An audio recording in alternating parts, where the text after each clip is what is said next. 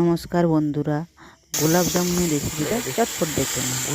গোলাপ জামুন তৈরি করার জন্য প্রথমে চিনিটাকে শিরা বের করে নিতে হবে।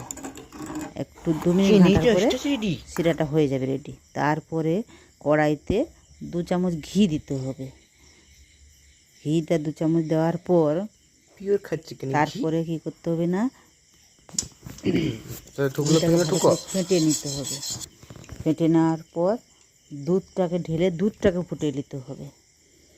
দুধটা একটু ফুটে গেলে তারপরে সুজিটাকে হালকা ঢেলা যেরকম না হয়, ঘেঁটে একটা ঢেলা করে নিতে হবে।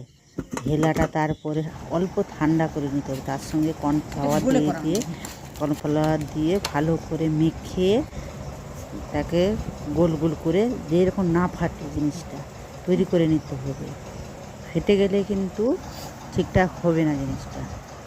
ঢেলাগুলা করে নিতে হবে। তারপরে হালকা আঁচে গোলগুলাকে ছাড়তে হবে। ছেড়ে তারপরে ছেঁকে নিতে হবে। একবারে হালকা আঁচে অল্প অল্প করে লাল হয়ে যাবে। লাল হওয়ার পরে এনে এই যে আমি রসে ফেলেছি। রসে ফেলার পর 20 মিনিট মতো এটা